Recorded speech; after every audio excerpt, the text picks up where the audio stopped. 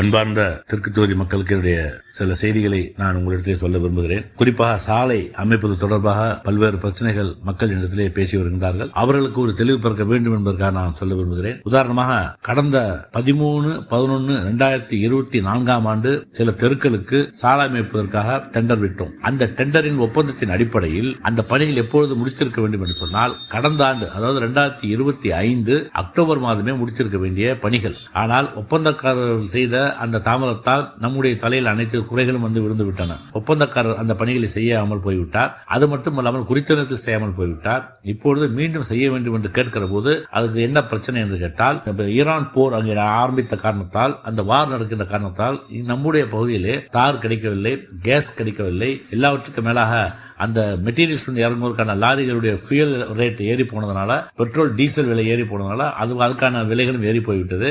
எனவே ஒப்பந்தம் கோருகின்ற போது இருந்த பணி விலையை விட அதிகமாக வருகின்ற காரணத்தால் ஏறத்தாழ பல கோடி எங்களுக்கு நஷ்டமாகும் என்று சொல்லி ஒவ்வொரு ஒப்பந்தக்காரர்களும் எடுத்த பணிகளை பாதியிலே நிறுத்திவிட்டார்கள் என்பதுதான் உண்மை. இதையெல்லாம் செய்து தருவதற்காக நாம் எடுத்த முயற்சி என்னவென்று கேட்டால், மாவட்ட ஆட்சியர் தலைமையில் நான் கூட்டம் நடத்தினேன். அதற்கு பிறகு பொதுப்பணித்துறை சீஃப் இன்ஜினியர், அதே போல பொதுப்பணித்துறை செயலாளர் செக்ரட்டரி முத்தம்மா IAS அவர்கள் இவரிடத்தில் உட்கார்ந்து பேசி, முதலமைச்சரிடம் உட்கார்ந்து பேசி கடைசியாக என்ன முடிவெடுத்திருக்கிறோம் என்று சொன்னால், ஒன்றிய அரசாங்கமும் இதுபோன்று நாடு முழுக்க இருக்கின்ற காரணத்தால் மோர்த் என்று சொல்லக்கூடிய மத்திய அரசாங்கத்துக்கு கட்டுப்பட்ட நெடுஞ்சாலைத்துறையின் மூலமாக அவர்களே அதுக்கு ஒப்புதல் அளித்திருக்கிறார்கள். எஸ்கலேஷன் ஆஃப் பிரைஸ் என்று போட்டு கொடுக்கலாம் என்ற உத்தரவை ஒன்றிய அரசாங்கம் அவர்களுக்கு பொருத்தி இருக்கிறது. எனவே அந்த அடிப்படையில் நம்முடைய மாநிலத்திலும் செய்யலாம் என்ற அடிப்படையில் முதலமைச்சர் அவர்கள் உடனடியாக அந்த கோப்புகளை பைனான்ஸ் டிபார்ட்மெண்ட் நிதித்துறைக்கு அனுப்ப வேண்டும் என்று சொல்லியிருக்கின்றார்கள். அந்த கோப்புகளை அனுப்பிவிட்டதாக இன்று காலையிலே நான் பொதுப்பணித்துறை செயலாளர் அவர்களை சந்தித்து பேசுகிற போது அவர்களும் தன்னுடைய உண்மையை சொன்னார்கள். இன்று காலையிலே மீண்டும் நான் சென்று சந்திக்கின்றேன்.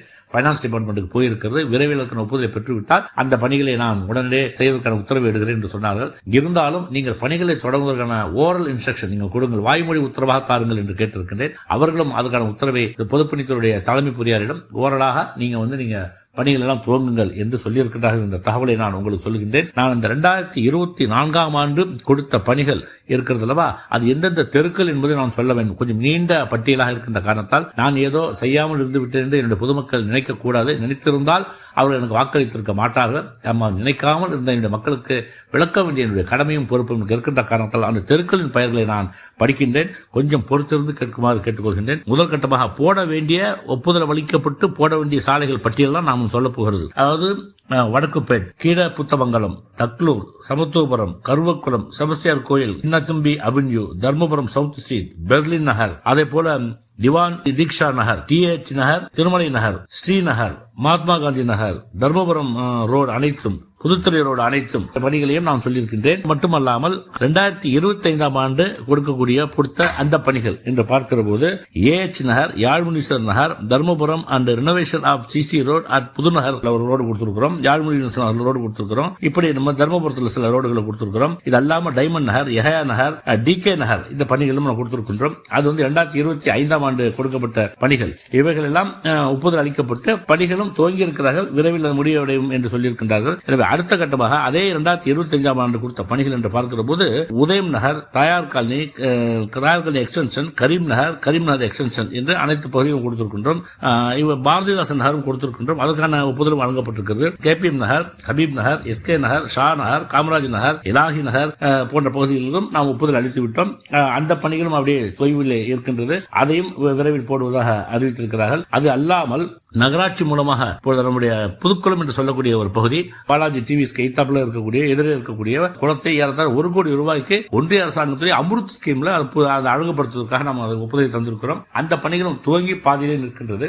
இப்பொழுது கூட மாவட்ட ஆட்சியர் உடனடியாக அந்த பணியை துவக்க வேண்டும் என்று கேட்டிருக்கிறார்கள். அப்புறம் பீச் ரோட்ல பாலூட்டும் தாய்மார்களுக்கு தனியாக ஒரு அறை கட்டிருந்தார்கள். அதற்கான ஒப்புதலும் வழங்கப்பட்டிருக்கிறது. பீச் ரோட்ல இருக்கக்கூடிய அந்த சைட் பார்க், அதாவது அந்த சைட்ல வந்து பிள்ளைங்க எல்லாம் விளையாடுறதுக்கு ஒரு பார்க் கேட்டாங்க. அதுக்கு தொகை ஒதுக்கி இருக்கின்றோம். பீச் ரோட்ல இருக்கக்கூடிய போட் ஹவுஸ்ல ஒரு கேட்டிருக்காங்க. அதே மாதிரி அங்கன்வாடி, தோமாஸ் அவர்கள் அங்கன்வாடி, NSC போஸ் அங்கன்வாடி, புதுநகர் அங்கன்வாடி, புதுநகர்ல மன்னூர் அங்கன்வாடி கேட்டாங்க. அதுக்கு நம்ம ஒப்புதல் கொடுத்திருக்கிறோம். பணமும் ஒதுக்கி கொடுத்திருக்கிறோம். டெண்டரும் வச்சிட்டோம். அதே மாதிரி மீராப்பள்ளி தோட்டத்தில் கூட கம்யூனிட்டி ஹால், சமுதாய கூடம், அதே போல புதுநகர் கம்யூனிட்டி ஹால், அங்க இருக்கக்கூடிய ஒரு சமுதாய கூடம், இவர்களுக்கெல்லாம் நம்ம வந்து அந்த பணம் கொடுத்து டெண்டரும் வச்சிட்டோம். இந்திரா நகர்ல ஒரு பார்க், அதுக்கு பூஜ்ஜியம் போட்டுட்டோம். அந்த பணியும் அப்படியே நிக்குது. பனங்கரையை பொறுத்த வரைக்கும் அந்த சாக்கடை மூடுன்னு சொல்லிட்டு ரொம்ப நாளா கேட்டுட்டு இருந்தாங்க. அதையெல்லாம் வந்து கொடுக்கறதுக்கான ஏற்பாடுகளை செய்து அதை மூடுவதற்கான டெண்டர் வைக்கப்பட்டு விட்டு எம்சிசி வந்துவிட்ட காரணத்தால் அதற்கான ஒப்புதலை மாவட்ட ஆட்சியர் தரவில்லை. இப்போது மீண்டும் கோப்புகள் அனுப்பப்பட்டிருக்கின்றன. ஒரு வார காலத்திற்கு அவர்கள் ஒப்புதல் கிடைத்த பிறகு மீண்டும் அந்த பணி தொடங்கும் என்று சொல்லிக்கொள்ள விரும்புகிறேன். ஜே நகர் அம்மா சத்திரத்தில் கூடிய ஜே நகர் ரொம்ப நாளா ஒரு அம்மா கூட என்கிட்ட பேசிட்டு இருப்பாங்க.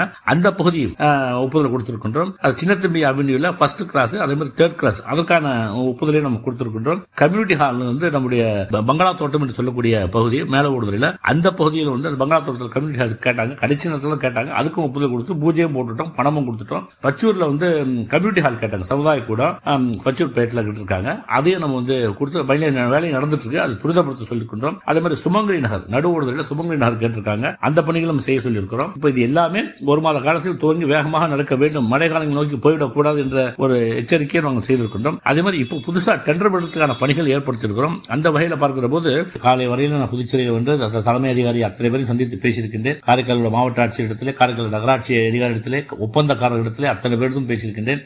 இந்த தரணி என்று சொல்லக்கூடிய அந்த 9 கோடி ரூபாய் ஒர்க் 2024 கொடுத்தோம் இல்லையா, அவர்கிட்டே நான் இன்னைக்கு காலையில் பேசியிருக்கிறேன். அவரும் ஒரு 2-3 தினங்கள் ஆரம்பிப்பதாக சொல்லியிருக்கின்றார். எனவே நான் ஏற்கனவே சட்டமன்ற உறுப்பினராக கடந்த காலங்களில் இருந்தபோது கொடுத்த பணிகள் செய்து முடித்தாலே ஓரளவுக்கு 70% 80% நிறைவடையக்கூடிய ஒரு நிலையில வந்துவிடும். இருப்பினும் இப்போது சில பணிகளை செய்ய வேண்டும் என்று நாங்கள் புதுசாக டெண்டர் வைத்து ஏற்பாடு பண்ணியிருக்கிறோம். அதையும் நான் விரைவில் தெரிவிக்கிறேன். அந்த பணிகள் முடிந்த பிறகு ஓரளவுக்கு 100% எல்லா சாலைகளும் அமைத்து விட்டதாக ஒரு நிறைவு ஏற்படுகின்ற வகையில் பணிகள் இருக்கும் என்பதை தெரிவித்துக் கொள்கிறேன். காலதாமதத்திற்கு நீங்கள் தெரிந்து கொள்ள வேண்டும். நான் காரணமல்ல, இருந்தாலும் நான் பொறுப்பேற்றுக் கொள்கிறேன். இப்பொழுது நம்முடைய பொதுப்பணித்துறை அதிகாரிகளும் முதலமைச்சர் அவர்கள் தலையிட்டு, அதே மாதிரி காரைக்கால் மாவட்ட ஆட்சியர் தலையிட்டு, கமிஷனர் தலையிட்டு பேசியிருக்கின்ற காரணத்தால் அந்த பணிகள் எல்லாம் என்னுடைய கணிப்பு 10 தினங்களில் வேகமாக நடைபெறும் என்ற நம்பிக்கை தெரிவித்துக் கொள்கிறேன். எப்போதும் போல் பொதுமக்கள் எனக்கு தொடர்ந்து ஆதரவு தர வேண்டும் என்று அன்போடு கேட்டு நிறைவு செய்கிறேன். நன்றி, வணக்கம்.